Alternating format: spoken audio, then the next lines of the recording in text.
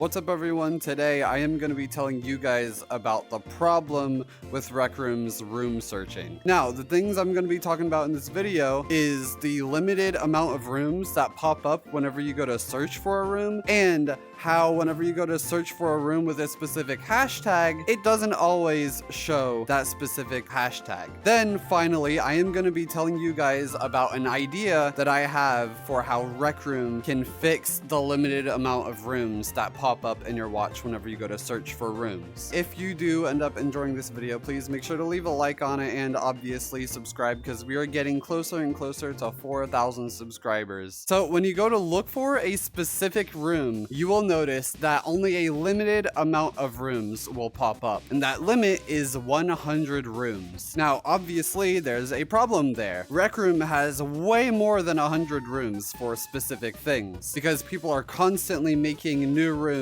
for random things. Now, the problem I've had with this limit is trying to find a very specific room that I've either played before or that I'm looking for, and the set of rooms that pop up aren't related to what I'm looking for, or isn't the room that I'm looking for. Let me go ahead and give you an example. Now, if you go to press play, and then you go to explore, and then you go to search, let's say I want to search for like a PvP room. Only up to 100 rooms will show up on this list. In each row, there are up to 5 rooms, so there's 20 rows of rooms that will pop up. Now, the problem with that is that there are way more than this amount of PvP rooms in Rec Room. So if you're looking for a really good PvP room that you remember and it's not on this list, it's gonna make it way more difficult to even find the room. Now, the main thing I have noticed with this is that whenever you go to search up the specific room you're looking for, like PvP, Hangout, whatever, a lot of it is specifically